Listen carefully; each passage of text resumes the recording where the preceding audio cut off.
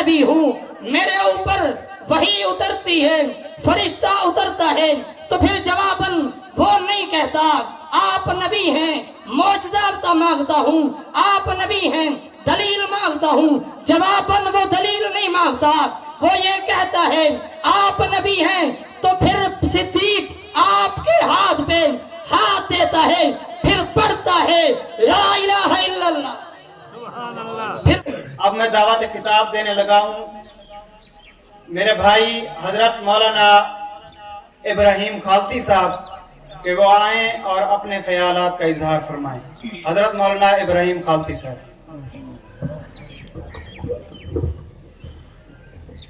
حامدا للہ تعالی اولا و ثانیا ولینا الثناء الیہ ثانیا والصلاة والسلام على افضل الرسل محمد وآلہ مصلیا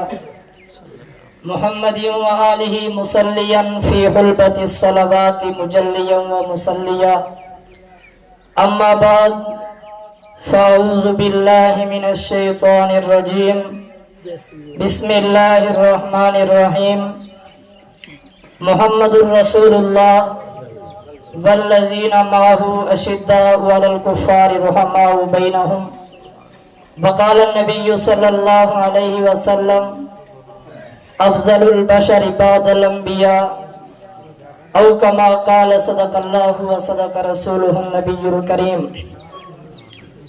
محمد سے پیار کرتے ہیں تیرا احسان ہے مولا، ہماری بخشش کا بس یہی سامان ہے مولا، درے شاہ مدینہ چھوڑ دیں جنت کے بدلے، یہ سودا ہم نہیں کرتے ہمیں نقصان ہے مولا۔ اسا عاشق لوگ سمندر ہاں ہے فرق معیار معارج، چاہ جنت دی در دوزخ دار نہیں رکھ دے گین شمارج، حج سوم صلاة زکات جنئی جڑا ہے دیدار یارج، تائیں عمر دی عمر تو بد گئی ہے حکرات صدیق دیغارج۔ میرے واجب الاحترام قابل صد احترام بزرگوں بھائی اور دوستو، آج پہلی مرتبہ آپ کے اس علاقہ میں معزز محترم عزت مآب عبدالحمید ڈوڈی صاحب اور میرے بھائی حضرت مولانا محمد حمداللہ صدیقی صاحب، ان کی پرخلوص دعوت پہ حاضری کا شرف حاصل ہوا ہے۔ خلاق عالم کی بارگاہ سے دعا گو ہوں کہ وہ مجھے حق سچ بیان کرنے کی اور ہم سب کو اس پر عمل پیرا ہونے کی توفیق عطا فرمائے۔ آپ حضرات سب جاگ رہے ہیں، توجہ سے بیٹھیں۔ میں نے بات سیرت النبی پہ کرنی ہے، اور سیرت النبی کے ساتھ ساتھ اس فرد کی کرنی ہے جو فرد ایمان لانے کے لیے دلیل نہیں مانگتا۔ ان دو شخصیات کا تذکرہ کرنا چاہتا ہوں۔ آپ یہ سمجھتے ہیں کہ سیرت النبی بیان کرنا عبادت ہے، اور سن کے سبحان اللہ کہنا بھی عبادت ہے۔ جو کہتے ہیں عبادت ہے وہ بولیں بلند آواز سے۔ مجھے اور آپ کو جس نبی کا امتی بنایا گیا وہ نبی کوئی عام نہیں ہے، وہ نبی آخر بھی ہے، وہ نبی اول بھی ہے، وہ نبی اتنا اعلیٰ ہے، اتنا عرفہ ہے، اتنا منزہ ہے، اتنی عظمت والا ہے، اتنی بلندی والا ہے کہ اس نبی کا تذکرہ آدم کے زمانے میں بھی موجود تھا، اس نبی کا تذکرہ نوح کے زمانے میں بھی موجود تھا، اس نبی کا تذکرہ ابراہیم کے زمانے میں بھی موجود تھا، اس نبی کا تذکرہ کم و پیش 1,24,000 نبیوں کے زمانے میں موجود تھا۔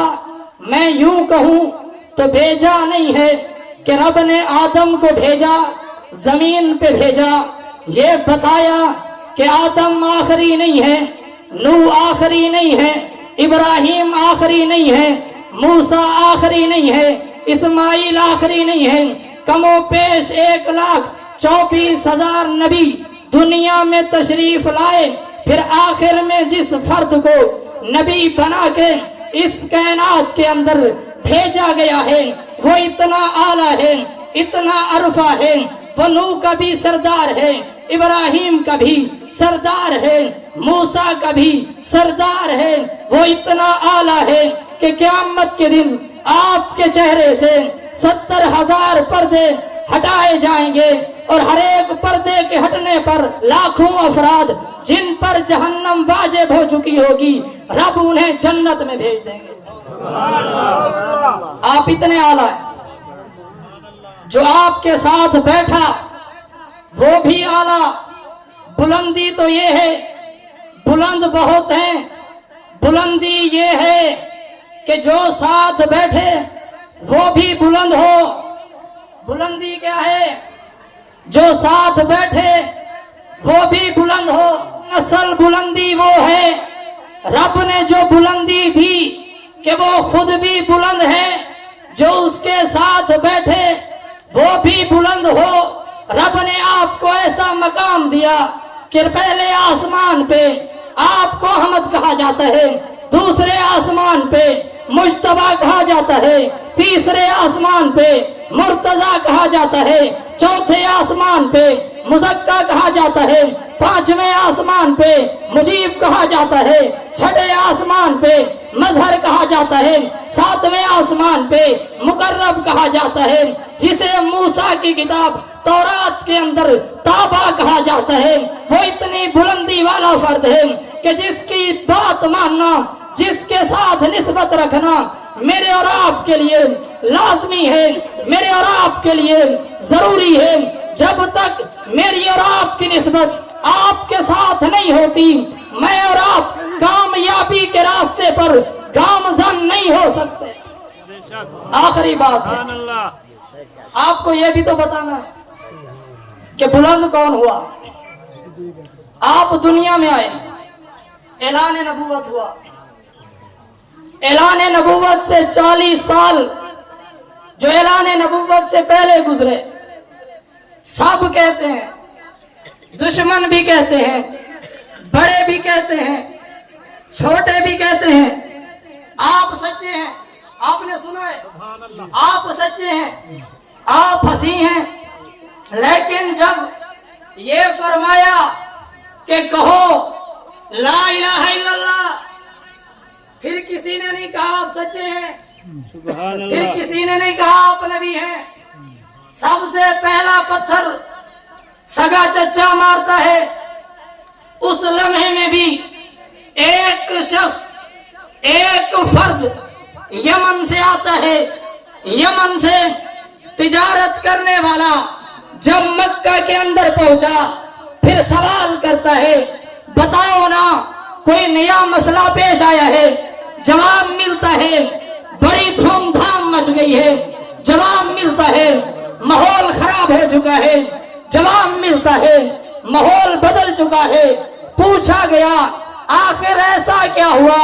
جواب ملا، ایک فرد کہتا ہے میں نبی ہوں، پھر ابو بکر صدیق محمد الرسول اللہ کے دروازے پہ پہنچے، پوچھا آپ یہ فرماتے ہیں میں نبی ہوں، جب محمد الرسول اللہ یہ فرماتے ہیں کہ ہاں میں نبی ہوں، میرے اوپر وحی اترتی ہے، فرشتہ اترتا ہے، تو پھر جواباً وہ نہیں کہتا آپ نبی ہیں، معجزہ مانگتا ہوں، آپ نبی ہیں، دلیل مانگتا ہوں، جواباً وہ دلیل نہیں مانگتا، وہ یہ کہتا ہے آپ نبی ہیں، تو پھر صدیق آپ کے ہاتھ پہ ہاتھ دیتا ہے، پھر پڑھتا ہے لا الہ الا اللہ۔ پھر وہ صدیق آپ کے ساتھ سفر کرتا ہے، ہجرت کا سفر کیا، ہجرت کے سفر کے اندر جب غار میں پہنچے، صدیق اپنی 200 درہم کی چادر کے ٹکڑے کر کے غار کے سوراخوں کو بند کرتا ہے۔ جب باہر نکلے سرکار نے پوچھا ابو بکر تیری چادر کہاں ہے؟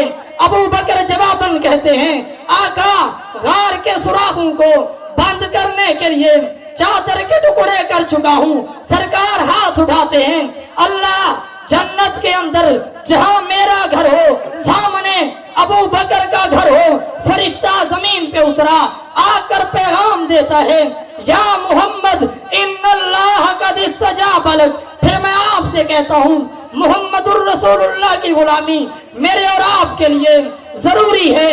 असहाब रसूल की मोहब्बत मेरे और आपके लिए जरूरी है। आखिर में फिर कहता हूँ कि असहाब रसूल को अपने दिल के अंदर जगह दीजिए, असहाब रसूल से मोहब्बत कीजिए। मेरी और आपकी कामयाबी इसी रास्ते पर है।